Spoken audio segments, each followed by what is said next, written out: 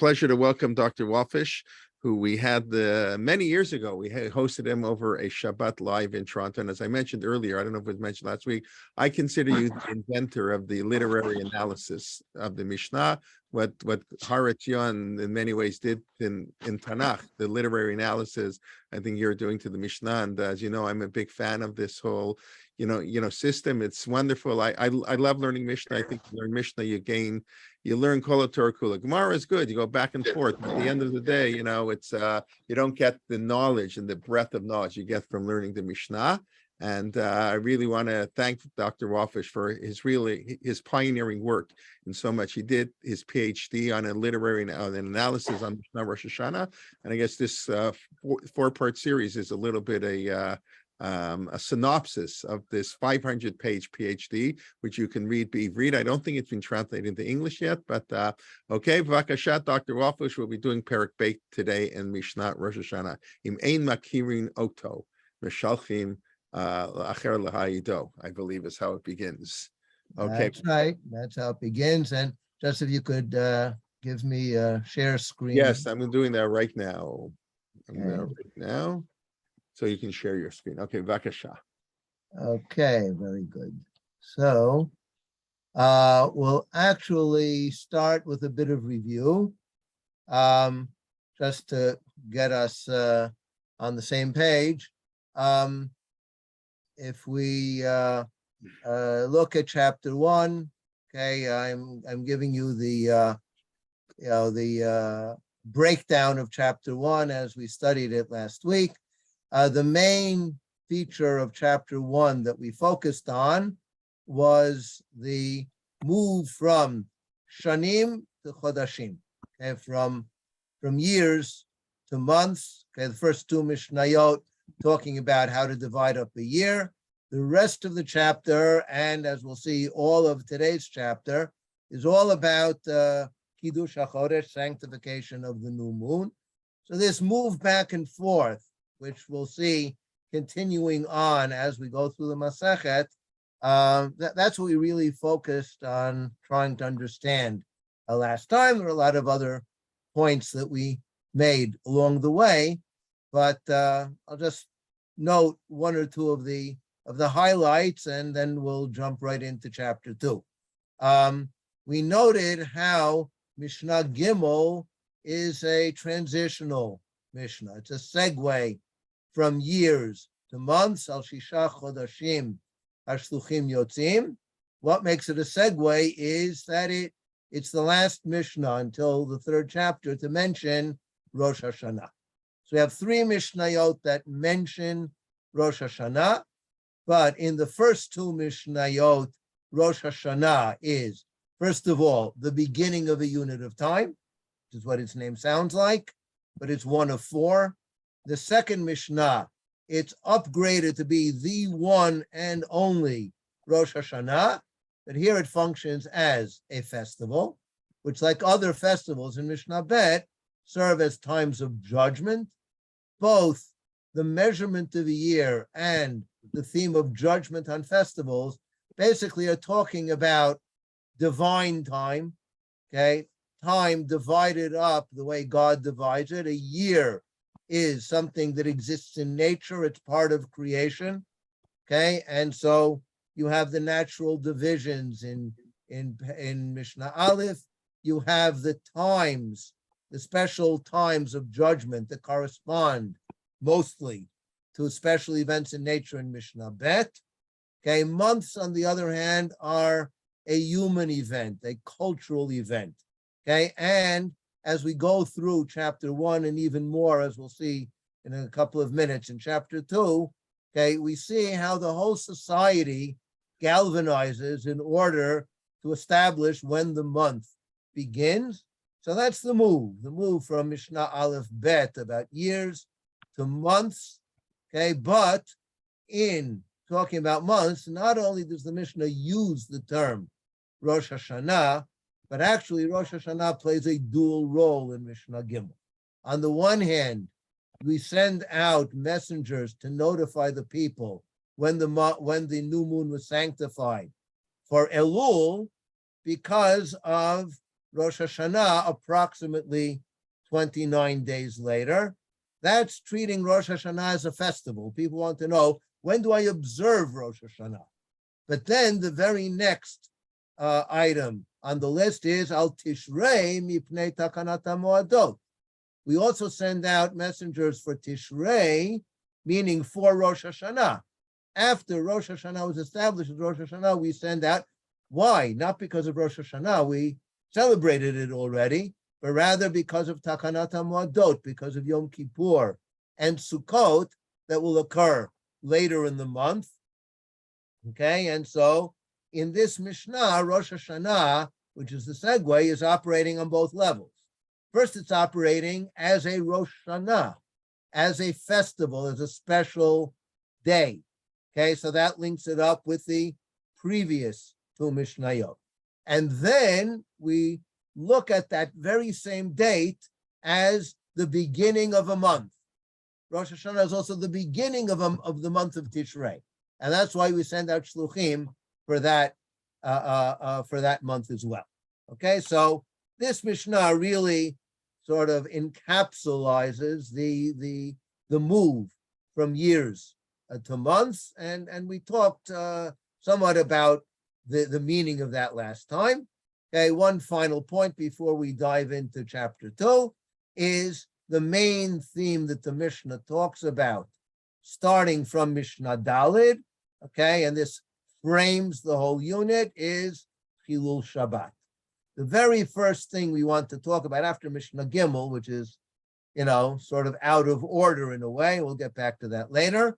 The main theme, starting with Mishnah Daled, is Chilul Shabbat. And we closed last time with the thought that the reason why we are Mechalel Shabbat for two special months, Nisan and Tishrei, which are the months of Tikkun HaMoadot, the reason we do that is because the Moadot are times of judgment, which makes them on a spiritual plane a kind of Pikuach Nefesh, a communal Pikuach Nefesh. And because of this communal Pikuach Nefesh, in order to ensure that we stand before God in judgment in the best possible way, to prepare for it in the best possible way, we have to establish the new month, therefore the festival on the right day. In order to do that, we even override Shabbat.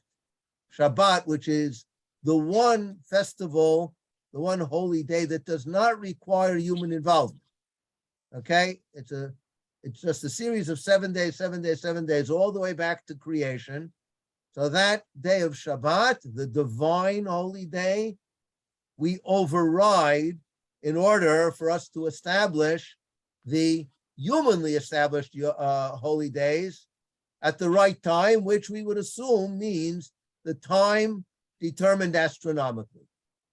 Okay, the witnesses are the ones who can tell us what the reality was up in the heavens, and we want to make sure we get it right.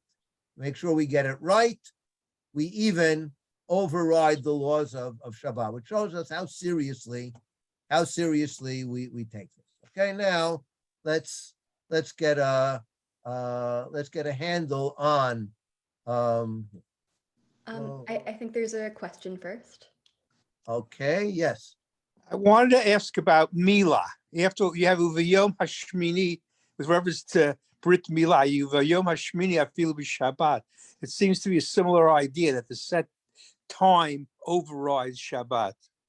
That's correct. Bayom Hashmini functions like B'Moadam, and I think if we're looking at it not just from a midrashic standpoint of how we derive it from the psukim, but from a conceptual standpoint, I think we can readily see why Brit Milah on the 8th day is also such a central feature of Jewish identity that it can override Shabbat. So festivals are like Brit Milah in that regard.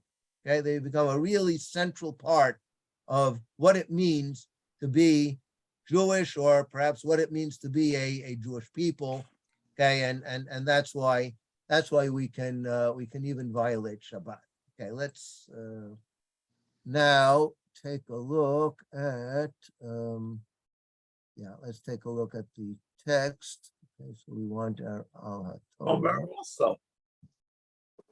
let me, To violate Shabbat for the Omer, for this Milchat Omer. excuse me, I missed that. Milchat Omer also is going to violate Shabbat in order Right, to. all korbanot that have fixed time, that have But that's a fixed public time, korban. That's my point. Now. Okay, well, okay, the Mishnah and Tmura actually clarifies that it's not because it's public, but rather because it has a fixed time. Usually is a correlation between the two of them, but not always. Okay, so let's now take a look. We'll do a quick survey of this chapter. So here, let's get on the screen. There is it. Why is Zoom not presenting this on the screen?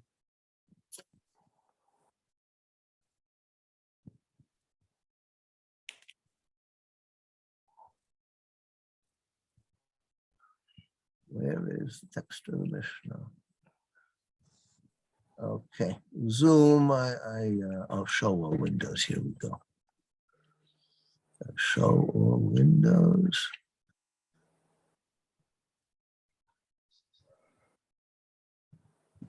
Here we go. There, we've got it. Okay, here we go. Here.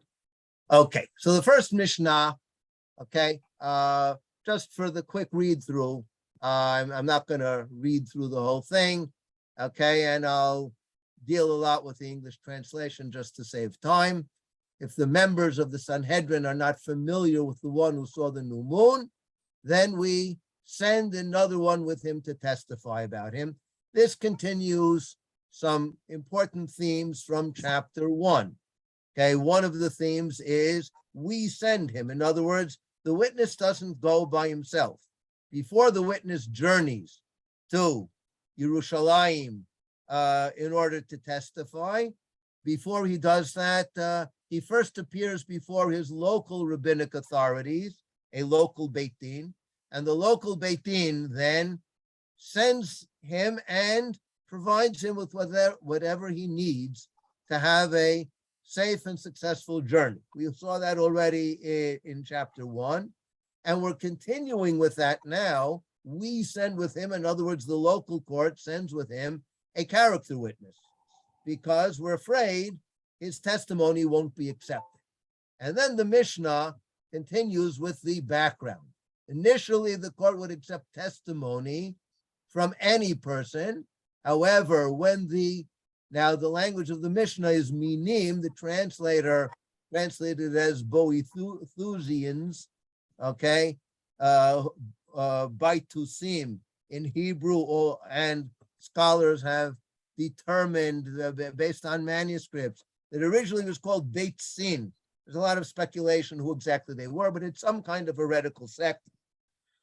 There were a lot of heretical sects floating around at the time of the Second Temple, and we are here in Second Temple times, when the High Court is still sitting in Yerushalayim, okay? So when the Minim tried to disrupt the procedure by sending false witnesses, an incident of this nature is described in the Tosefta, and the Talmud discusses it.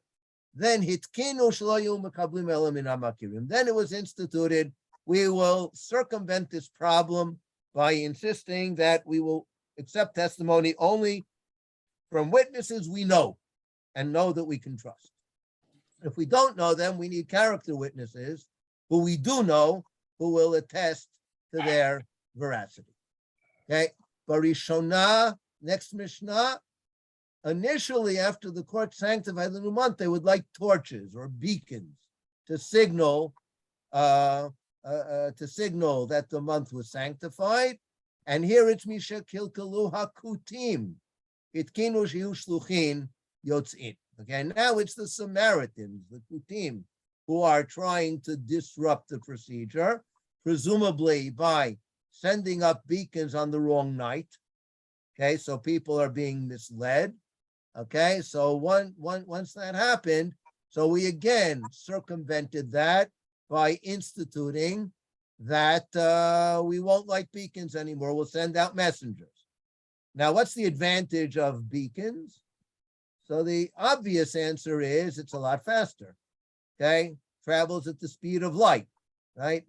And then as long as it takes for the person on the next mountaintop to light his beacon, okay? But basically, within a matter of a very short period of time, the message has gone as far as you want it to go, whereas messengers takes them time to travel. And in those days, it take quite a long time. That's why in Chutz La'aretz, people celebrate 2 days of Yom Tov, because the messengers didn't reach there in time. So they were never sure when the court had actually sanctified the new moon. So there is an advantage to the beacons, but since there was also this very serious problem of the Samaritans trying to disrupt the transmission, so we circumvented by sending out the more unwieldy and much less efficient messengers. Okay, much less efficient, but more reliable messengers would be sent out. Now, the immediate question we should be raising here is, what is this Mishnah doing here? Okay, we've jumped from the beginning of the process, how we go about sending out the witnesses. We've jumped to the end of the process. Okay, why have we done that?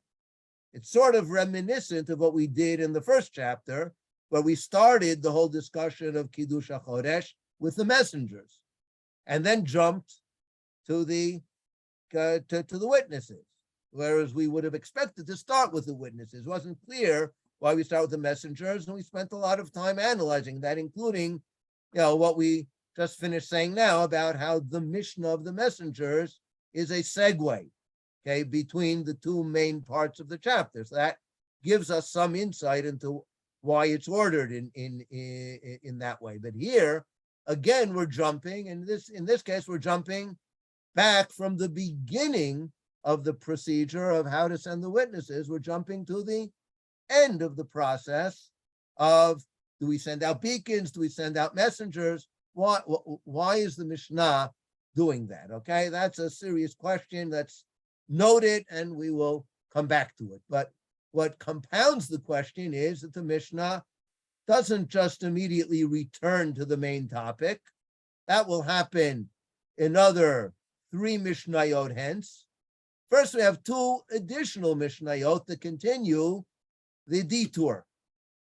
Okay, how would they light the torches? And then they describe how exactly they would do it, and how they would light it on one mountaintop and, raise it up and lower it back and forth until he sees that the next mountaintop is doing the same thing, and they would continue doing so on the 3rd mountain.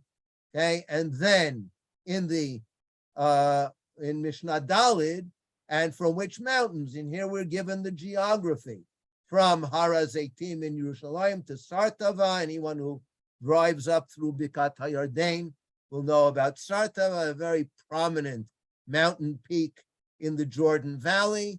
Okay, so we get some idea of what the route looks like, and then it continues going north and then east. Okay, and when it gets to a place called Beit Baltin, they would not move, okay, but rather would keep on waving the torch up and down, back and forth, till he would see the entire diaspora before him alight like one large bonfire. In other words, it's going all the way to Iraq, okay, going all the way to Persia. Okay, that's how far it's traveling, and again, within a matter of maybe an hour or 2 at most. Okay, the message has arrived, and this ends our digression. And now we return to the main topic. There was a large courtyard in Yerushalayim called Beit Ya'azek, and there all the witnesses would gather, and a court would examine them. They would prepare great feasts for them so that they would be accustomed to coming. Okay, so they have them in this courtyard, and since they want to encourage people to come forward with their testimony, so they would make a big kiddush for them. And I say kiddush advisedly, because as we're about to see, the Mishnah has not yet abandoned the main framework of the whole discussion of testimony, which is this is all happening on Shabbat. How do I know that? Take a look at the next Mishnah, at the continuation of this Mishnah, the second half. Initially, they would not move from there all day. Okay, and here the translator adds, as they had left their Shabbat limit. It was consequently prohibited for them to walk more than 4 cubits in any direction. We jump back to Mishnah Aleph, when it says, Mishalchin acher imo la'ido, we send character witnesses, that's even on Shabbat. Because that's part of our Chilul Shabbat. Okay, that's implicit in the Mishnah, in the Tosefta, which is a collection of external Mishnayot that were not included in the canon. Okay, and it's a collection of Baraitot, external Mishnayot, arranged more or less in the order of the Mishnah. The Tosefta says it explicitly. Yes, I see Ada has a question.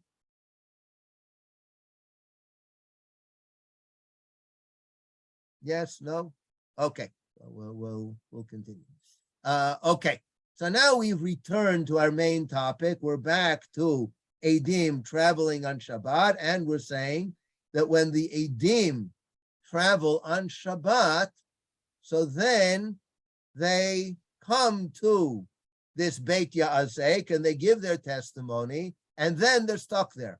They can't move, because that's one of the laws of person who has violated Shabbat by going beyond his tchum. But then Hitkin Rabban Gamliel Zakein that the witnesses be permitted to walk 2,000 cubits in each direction. Okay, in other words, again, it's clear to us that he wants to encourage them to come. If they're going to be stuck there all day, I know, that this is a shaila that rabbis encounter very often. Okay, someone who takes ill or suffers some kind of injury, and it's a toss-up whether there's any real pikuach nefesh should you travel to the hospital. And one of the considerations is, okay, will I be able to go home once I'm finished at the hospital? And if they can't go home, so some of them will hesitate whether to go. And there's a big debate in rabbinic circles and among poskim whether that's a sufficient reason to allow them to return home. Okay, so here you see Rabban Gamliel HaZakein, at least when it comes to Tchum Shabbat, saying, yes, I'm going to take that very much into account and give them that dispensation, because I don't want them to hesitate before coming. I want them to be sure they can come. Velozo bilvad, and the Mishnah again digresses, but in a very different direction.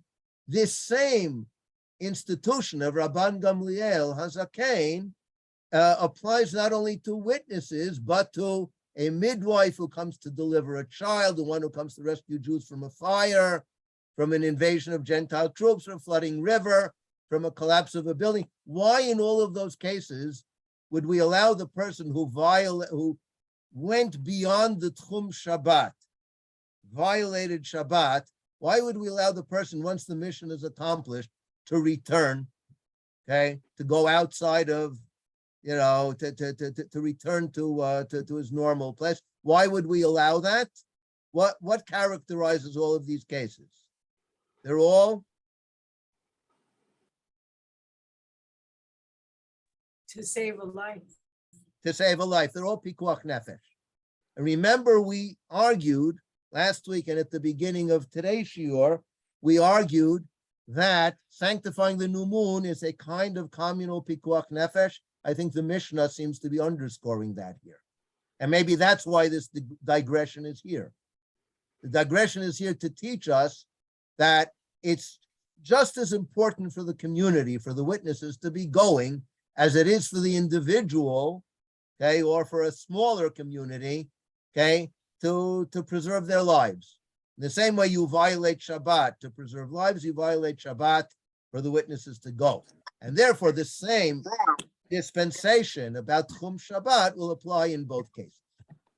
Okay, Mishnah continues, describing how do they examine the witnesses, and we have a whole description of how the witnesses are examined, including, just look briefly at the end of the Mishnah, and the court asks all the other pairs of witnesses certain general matters, not because they require the additional testimony, but so that the witnesses should not leave disappointed, so that they should be accustomed to coming to testify. Because if they made this effort and then the court doesn't even interrogate them, they won't come the next time. So we want to be sure they come. So we pretend that we need them, even though we really don't. And now we've moved now till the witnesses arrived at the court. The court now interrogated them. After interrogating them, the court decided their testimony is reliable. And now Mishnah Zayin brings this to a culmination. Okay. Rosh Beitin Omer Mekudash v'chol ha'amonim acharav Mekudash Mekudash. There's a two-stage process of actually sanctifying it. First, the head of the court proclaims it is sanctified. In other words, he ratifies, I and my court have determined, we accept the witnesses, we accept the testimony, we therefore sanctify the new month. But then, interestingly, that's not the end of the process.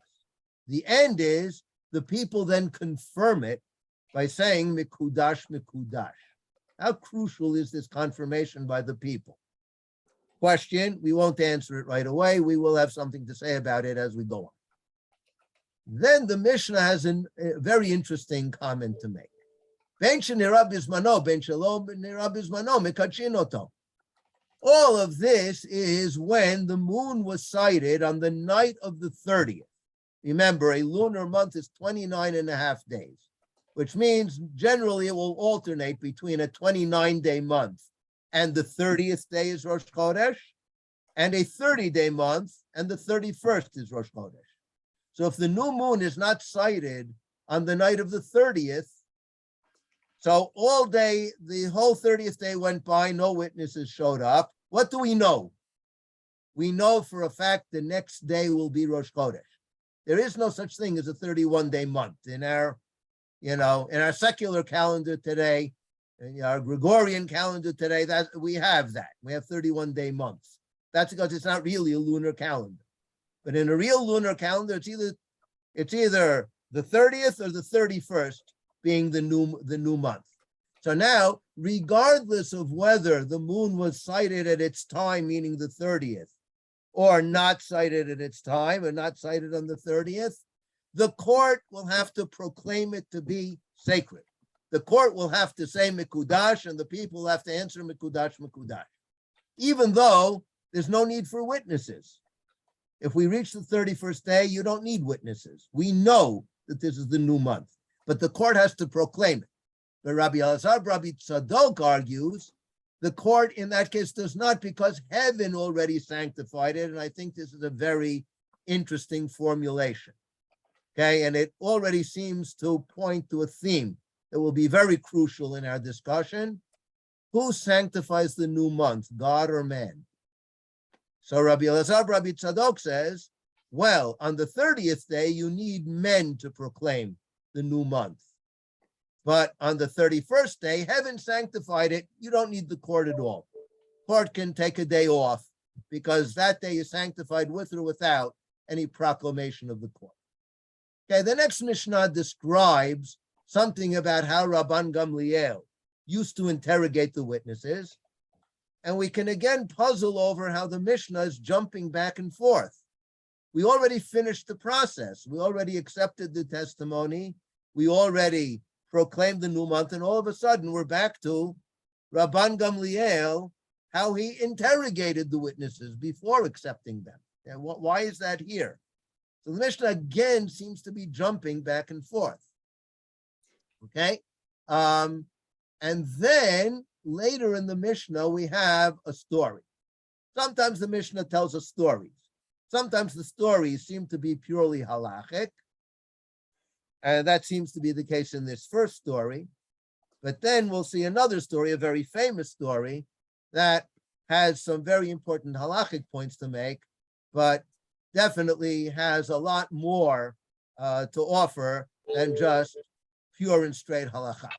So one time, okay, there was an incident when two witnesses came and said, we saw the moon at its anticipated time, the 30th, but the following, no, excuse me, I'm jumping too far ahead. It's the above that, not the second paragraph, but already still in the first paragraph. We saw the new moon in the morning in the east, and in the evening we saw it in the west. That can't happen. Okay, the new moon doesn't travel from east to west that quickly. And so Rabbi Yochanan ben Nuri said they're false witnesses. They're describing something impossible. But when they arrived in Yavne, Rabban Gamliel accepted them. And we don't know why. The Mishnah doesn't bother explaining why. The Mishnah gives us a certain sense that Rabban Gamliel doesn't feel a need to explain himself. Or maybe the Mishnah doesn't feel the need to explain Rabban Gamliel, and we're sort of left scratching our heads. Rabbi Yochanan ben Nuri seems to be right. How does Rabban Gamliel accept them? Not clear to us. But then this is the backdrop for another very well-known story. There's another incident in which two witnesses came and said, saw the moon at its anticipated time, but on the following night it was not seen. Very important question that I don't think we'll have time to deal with tonight. By whom was it not seen? Is this the witnesses talking, meaning they came a day late? In which case, who cares about their testimony? It's too late already. Or does it mean that the court had already sanctified the new moon because they accepted the witnesses, and then shortly after sanctifying the new moon, okay, it was nightfall, and the judges all went out and said, hey, where's this new moon? There's a new moon, we should be seeing it tonight as well. Why can't we see it? Obviously there's something wrong. Okay, and so Rabban Gamliel nevertheless accepted their testimony once again. And once again, we wonder, what is with this guy? How can he accept testimony that is patently false or self-contradictory? What's he doing? Okay, nevertheless, he does it. But here, we don't have to raise the question because the Mishnah quotes a sage who raised the question for us. Dosa ben Harkinos disagreed and said, there are false witnesses. How can witnesses testify that a woman gave birth, the next day her belly is between her teeth? Okay, very powerful question, and I would add a very powerful image, and I think a very suggestive image, but we can't get into that just yet. We will come back to that. And Rabbi Yoshua then said to him, I see the logic of your statement. Okay, Ro'eh ani et dvarecha. But it's not just, the translation here is a bit faulty. Ro'eh ani et dvarecha doesn't just mean I see the logic, it means I accept your statement. Okay, it means Rabbi Yeshua rules like Rabbi Dosa ben Harkinos. And that will explain why Shalach lo Rabban Gamliel to whom? To Rabbi Yehoshua. Now notice he does not send any messengers to Rabbi Dosa ben Harkinos. We'll come back to that point in a minute. He said, Rabban Gamliel sends to Rabbi Yoshua, okay, he says, I decree against you that you must appear before me with your staff and your money on the day which Yom Kippur occurs according to your calculation.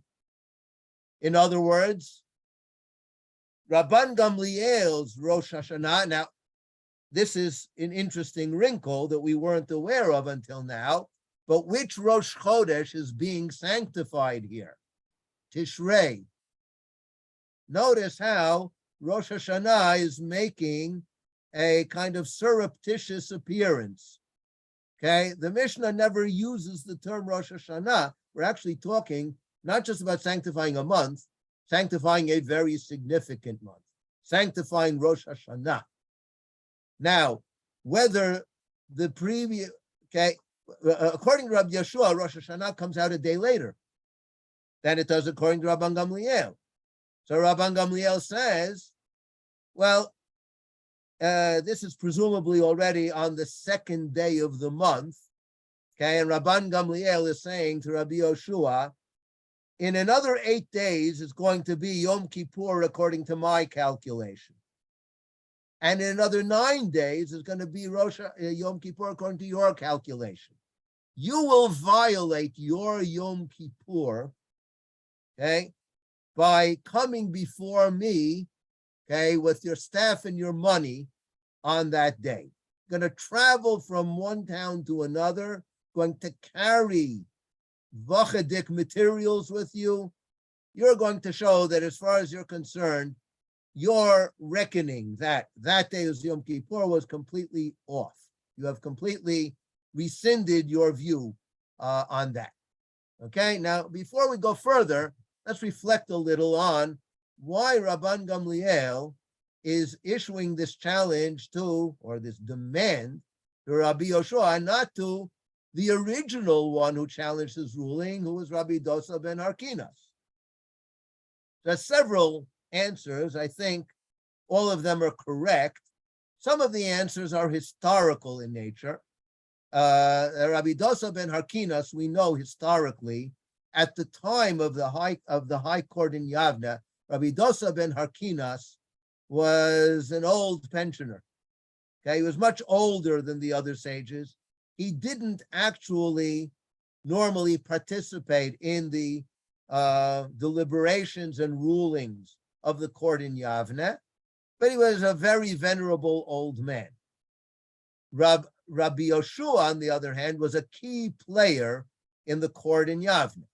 He was much younger and he was a key player. Okay, and therefore, Rabban Gamliel figured two things. Number one, he's going to take a 95-year-old man and tell him, you're going to go on a long walk. That's going to backfire. It's going to boomerang. People are going to say, how could he do such a thing to this elder?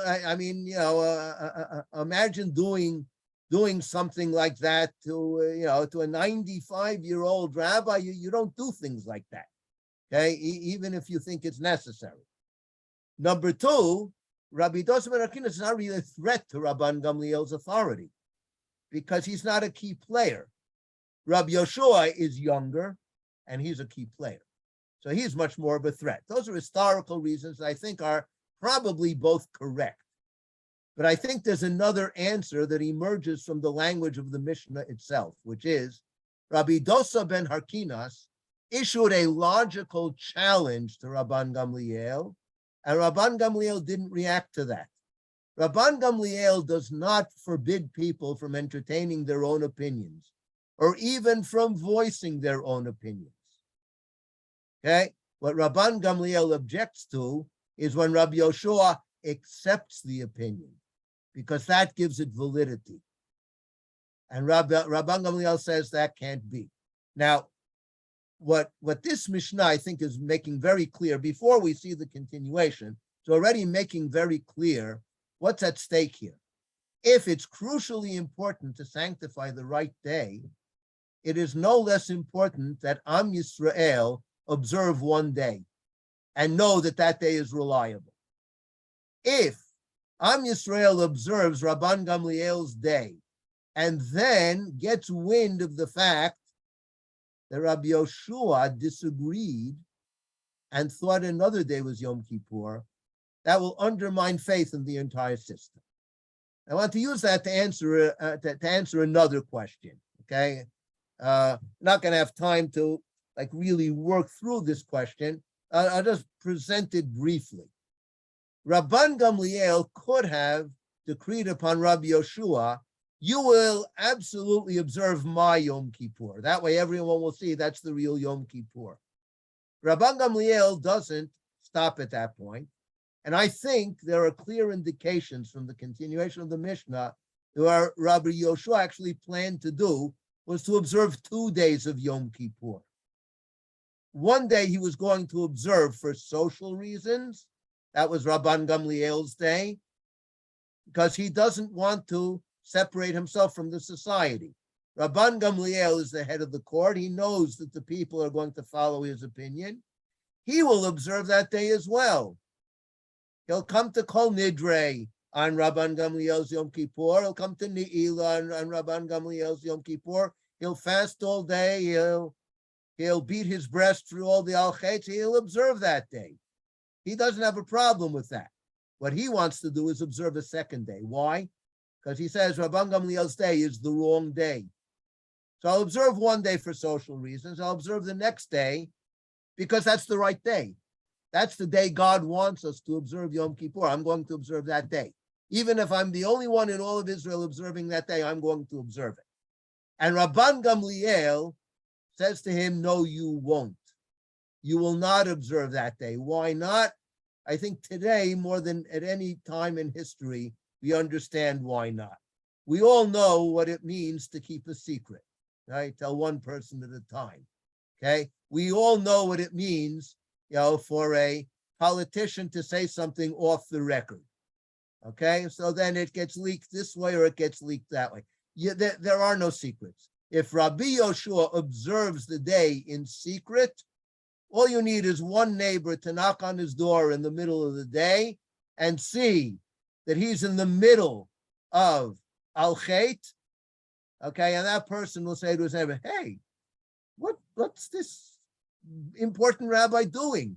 He obviously thinks that the day we observed yesterday wasn't the right day. Rabban Gamliel is not going to leave any opening for that. Am Yisrael will observe one day and one day only. Okay, and that's why he is issuing this very harsh draconian decree. And therefore, Rabbi Akiva went and found him distressed. Distressed because he's being prevented from observing the day that he thinks is the right day. Okay, so Rabbi Akiva said, I can learn from a verse that everything that Rabban Gamliel did is done. As it stated, these are the appointed seasons of Hashem, sacred convocations which you shall proclaim at their appointed time. Okay, now notice in the translation it says here in their season. If you look at the Hebrew, you'll see in the original Hebrew it says ben bizmanan ben shelo bizmanan. The word bimoadam is left out, and instead of bimoadam, the Mishnah says ben bizmanan ben shelo bizmanan. Now, according to any estimation, bimoadam means at its appointed time. Ben bizmanam, ben shelo bizmanam means whether they got the time right or not. The exact opposite of what the pasuk says. Rabbi Akiva, and this is all too characteristic of Rabbi Akiva. Rabbi Akiva reads the pasuk, okay, completely against the grain, against the pshat. The pshat is you have to observe the festivals at their appointed time. And Rabbi Akiva says, you observe the festivals ben bizmanam ben shelo bizmanam. Ein li moadot ela elu. We have no moadot except for these. And here I think he's darshaning the word ele moadei Hashem. What are these? What days are the important days? Rabbi Akiva is really darshaning the words mikra'ei kodesh asher tikra'u otam. The times that God wants you to observe are the times declared by the court, not the times declared in the heavens, but the times declared by the court. Those are the appointed times. Those are the days you should observe. And what Rabbi Akiva implicitly is saying to Rabbi Yoshua is there's no point in observing your day. Once the court declared the other day, that's the day. There is one and only one day. God himself said that. These are my festivals. I have no other. I don't have a day up in heaven that's different from the day you proclaim down on earth. If the court proclaimed the day down on earth, that's the one and only day. It's a brilliant midrash. We wonder how we can say it against the simple pshat of the psukim. We'll come back to that point in just a few minutes, but it's a brilliant midrash. And how does Rabbi Yoshua respond to it? He doesn't say to Rabbi Akiva, no, you're wrong. On the other hand, he doesn't say to Rabbi Akiva, yes, you're right. Instead, Valo etzel Rabbi Dosa ben Harkinas. He then comes to Rabbi Dosa ben Harkinas. Remember the one who first proclaimed that Rabban Gamliel was mistaken. He comes to him. He's obviously saying, what should I do? You and I, we're thinking alike. What should I do here? Amar lo im ba'in anu ladun achar beit dino shel Rabban Gamliel. Okay, if we want to second guess the ruling of Rabban Gamliel, we must second guess the rulings of every court that has stood from the days of Moshe until now. Okay, and then he's got another interesting drasha to prove that the authority of the court doesn't depend upon how great the judges were. Depends upon, and he says, this is the language at the end, Kol shlosha, okay, top line on your screen in the Hebrew, Kol shlosha shlosha shamdu beit din al Yisrael. Every court of three that stands over Israel, okay, Hareu k'beit dino shel Moshe. It's as though Moshe himself spoke. Moshe and his court spoke. Okay? Why did Rabbi Yoshua need that second reassurance? What was bothering him?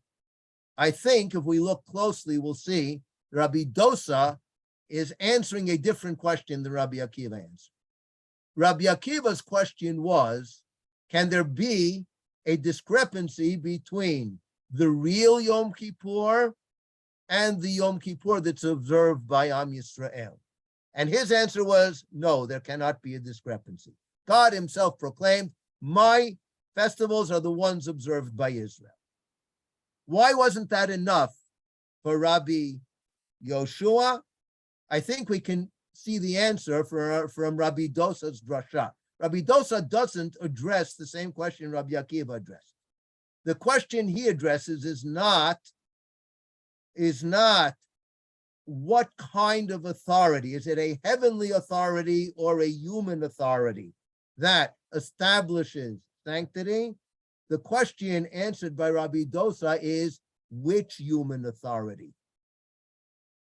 Which human authority? Rabbi Yoshua is wondering, okay, Rabban Gamliel thinks one way and I think differently. Why should Rabban Gamliel decide and not I? Am I not as great as Rabban Gamliel? I think I am as great as Rabban Gamliel, and I'm right. In this case, I'm absolutely right. I'm absolutely convinced that I'm right. I think I'm absolutely as competent to decide these issues as Rabban Gamliel. Why should he decide and not I? And what's Rabbi Dosa's answer? The answer is in the words, Amdu Beit Din al Yisrael. Rabban Gamliel is recognized as the authority for Am Yisrael, and therefore his word goes. You, however great you might be greater than Rabban Gamliel. Very possible, says Rabbi Dosa. In this particular instance, you're right. I happen to agree with you. However, you don't have his authority. In other words, who determines it? The one who has the authority. Authority is, in a sense, a kind of self-validating concept. And therefore, Natal maklo ma'otav bi'adov alach liyavna itzel Rabban Gamliel b'yom shechal yom ha'kippurim liot b'cheshbono. So he then trudged to Yom Kippur, and I say trudged because I'm convinced he was not a happy camper. He went. Rabban Gamliel gave him a great greeting. Rabban Gamliel stood up and kissed him on his head.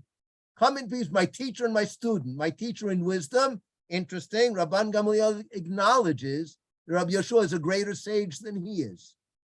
Rabbi Yoshua was not wrong to think that he's at least as competent as Rabban Gamliel in deciding questions of halakha. Rabban Gamliel acknowledges that.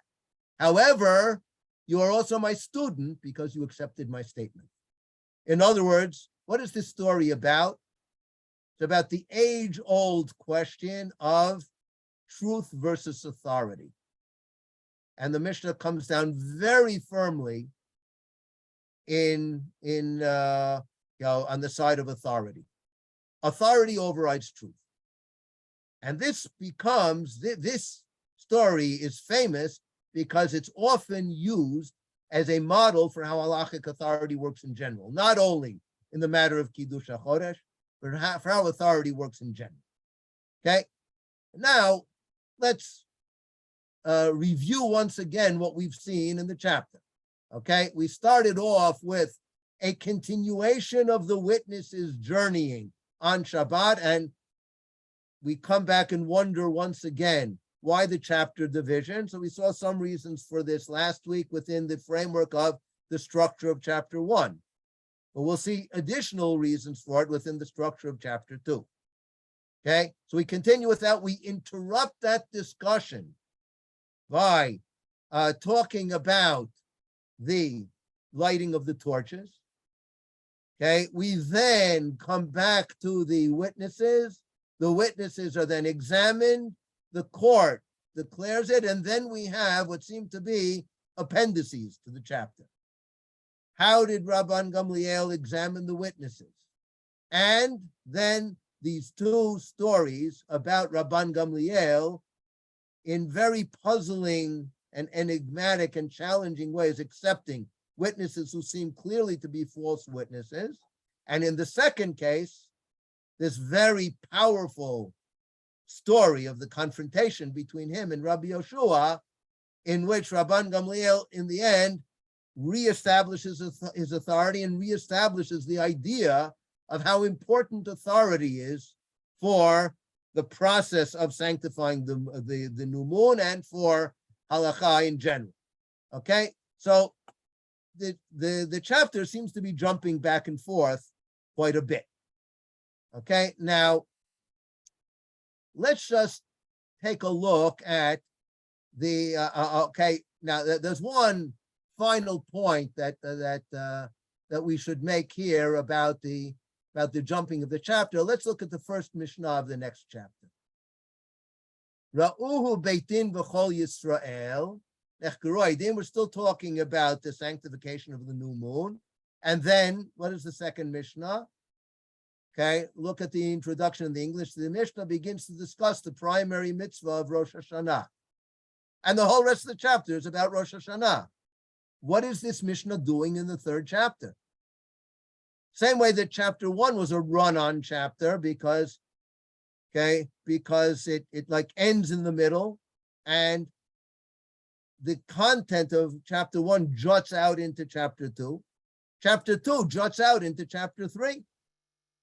And the transition to the next subject of shofar is not at the beginning of the chapter, but beforehand, right? So, but in the middle of the chapter, right? So starting in and the subject of chapter 2 runs on into chapter 1. So it's really very puzzling. The story about Rabbi Yoshua and Rabban Gamliel is a very powerful, dramatic end to chapter 2, but it seems really out of place because the main drama of that story is about accepting the witnesses. We're still talking about accepting the witnesses. But if you go back to Mishnah Zayin, we already accepted the witnesses. Why are we jumping back to when can witnesses be accepted and when can they not be accepted? Right? So, let's just get a bit of an overview of the structure of this chapter, and then we'll begin to talk about some of the ideas. Okay, so let's, we need share screen again, and let's get to,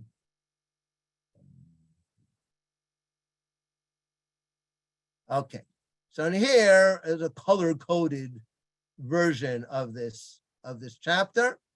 Okay, now just note a couple of things. First of all, when we diverge from Mishnah Aleph to Mishnah Bet, we jump once again from the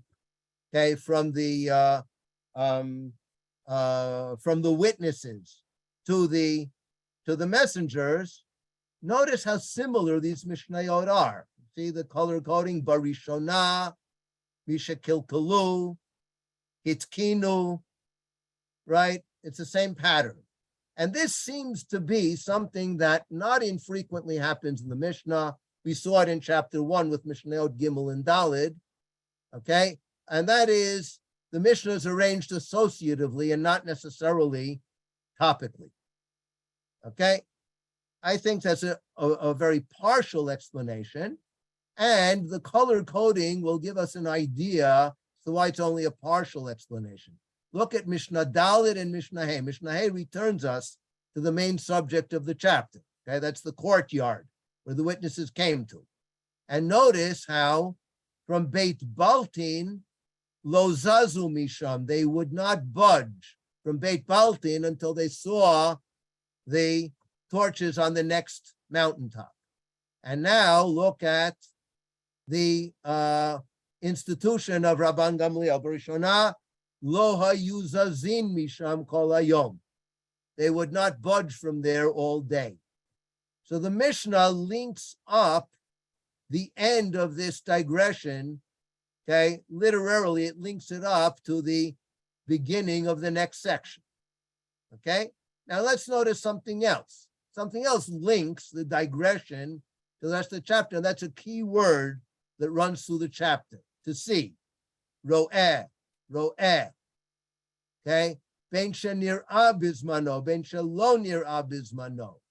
Vahen mar'eh, Ra'inu, re'inuhu, nir'ah, ro'eh. Okay, you see how often this term, and it links up all of the sections of the chapter. It really runs all of the sections of the chapter together. And now let's look at what I think is the most crucial point in linking up the chapter, and that is the inclusio. Okay.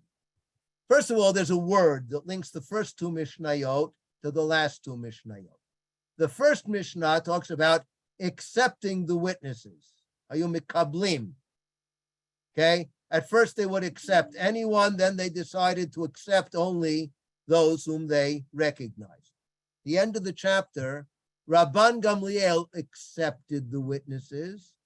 That's what started the whole altercation, the whole confrontation between him and Rabbi Yoshua.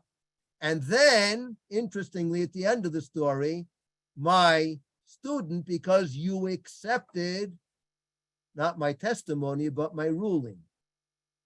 So notice how we've moved from accepting witnesses to accepting the ruling. That's the whole move in the whole chapter. The chapter opens with how important it is to have witnesses who can be accepted. And how does the chapter end? With witnesses who really are very problematic. It's very hard to accept them. Rabbi Yochanan ben Nuri rejects the first pair. Rabbi Dosa and Rabbi Yoshua reject the second pair. It's hard to accept these witnesses. And in the end, Rabbi Yoshua doesn't accept the witnesses. What does he accept? Rabban Gamliel's ruling. We have moved from accepting witnesses to accepting the ruling. Now, Isn't that similar to the shift in Ro'eh from seeing to Ro'eh ani et varecha? excellent. We see the very same shift in the word from the physical seeing to the Ro'eh ani et varecha, which is the halachic ruling, okay? So, and when you see that the linguistic structures of the chapter are leading in the same direction, that increases our confidence that this is something planned, it's something programmed into the Mishnah. Now let's just conclude for tonight we'll conclude with a second point, but let's note two further points. First of all, the connection between the beginning of the chapter and the end of the chapter is not only through the word lekabel and the interesting shift in meaning in that term. It's also from the fact that the chapter opens with two stories and closes with two stories. Two historical events at the beginning, two historical events at the end.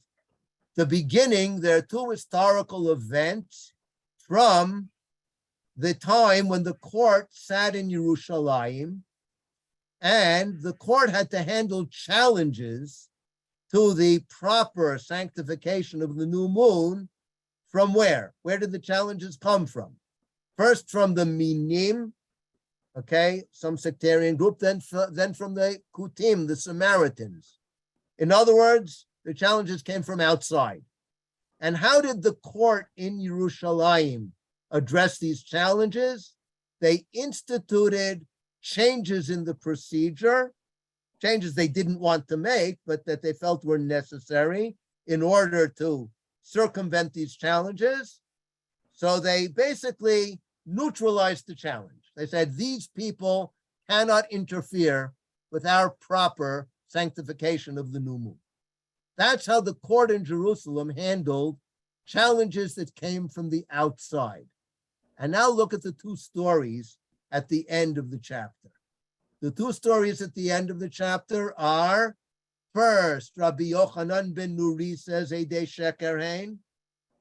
Rabbi Yochanan ben Nuri is not a challenge from outside. He's a challenge from inside. He's a key player in the judicial system of Am Yisrael in the period of Yavne. We've jumped now from Second Temple times and Jerusalem to post-Second Temple times in Yavne. When they came to Yavne, Rabban Gamliel accepted them, and Rabbi Yochanan ben Nuri didn't continue his challenge. And then we had the very dramatic confrontation again in Yavne. So now we're at the time of Yavne, and now the challenges are no longer coming from outside. Where are the challenges coming from now? Inside. From inside. So how does Rabban Gamliel confront these challenges? By making an institution and circumventing the challenges? No. What does he do to Rabbi Yoshua?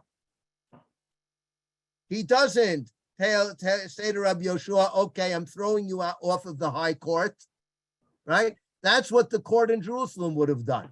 They said, you want to challenge our authority? Goodbye. We're not going to let you into our court anymore. You have nothing to say to us. What did Rabban Gamliel do with Rabbi Yoshua? He said to him, you have to demonstrate to the people that you accept my authority. Question, what if Rabbi Yoshua in the end would not have been persuaded? What if both Rabbi Akiva and Rabbi Dosa had failed to persuade him? What would have happened? He wouldn't have gone. And then the people would have split. Some of the people who have said, no, we follow Rabban Gamliel. And other people would say, no, Rabbi Yoshua is a greater scholar. He's a greater sage. We're going to follow Rabbi Yoshua. Rabban Gamliel cannot solve this problem by fiat. He decrees something on Rabbi Yoshua, but he waits for Rabbi Yoshua to actually carry out the decree. If Rabbi Yoshua is not in the end persuaded that this is the way to go, it will all collapse. And another way of saying this is, one of the key messages of this chapter is that authority is a function of people accepting the authority. Okay? You can exercise authority if people recognize it. And that is exactly Rabbi Dosa's message in the end to Rabbi Yoshua. Said, why does Rabban Gamliel have authority and you don't? Because the people accept his authority. Okay, it's a circular idea, but that's the way it works. You can't get out of this circle. He has authority because people recognize the authority. And why then does Rabbi Yoshua in the end accede to Rabban Gamliel's authority? Because he recognizes that Rabban Gamliel has authority. He says, the people accept his authority, therefore I have no choice but to bow to his authority. I think he's wrong. I think I'm superior in wisdom. He even admits that I'm superior in wisdom, and nevertheless, I will accede to his authority, okay? Because once the people have accepted the authority, that's how it has to be. Okay, now, Question, can we ask a question? Rabbi, at that time, that was by Cheney, they had already information about the calendar. So didn't Rabbi Gamliel know that the Edom are not honest? Okay, that's an excellent question. There are some who see that there is actually a hint in the Mishnah to the fact that Rabban Gamliel knew the calculation of the reckoning, and that is in line 12, down at the bottom here, liot becheshbono, calculation. It's not altogether clear what calculation means. Does calculation here just mean reckoning based on whether or not the witnesses are acceptable, or some think based on his astronomical calculation. Okay, so it might be even indicated in the language of the Mishnah itself that they knew how to calculate it. Okay, but what does the calculation, how does that interweave with the whole procedure of witnesses citing the moon and so on, is an excellent question, one that we don't have any time to go into right now. Okay, so we'll just suffice by saying the Mishnah makes it very clear that whether or not they knew how to calculate when the new moon appears, okay, that's not what they relied on in order to sanctify the new moon. It was crucially important to Chazal that it take place through witnesses, citing, judicial procedure, and so on. Okay, and perhaps we'll conclude for tonight with a question. Why? Why was that so crucially important to them? Okay, now we don't have time tonight to answer that question. Okay, but I'll put the question out. You have a week to think about it, and Bezrat Hashem, next week, we'll come back to examine that question.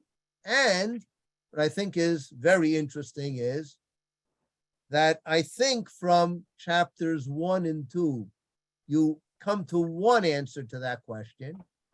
And when we look at chapter 3, remember the first Mishnah in chapter 3, it's still talking about sanctification of the new moon.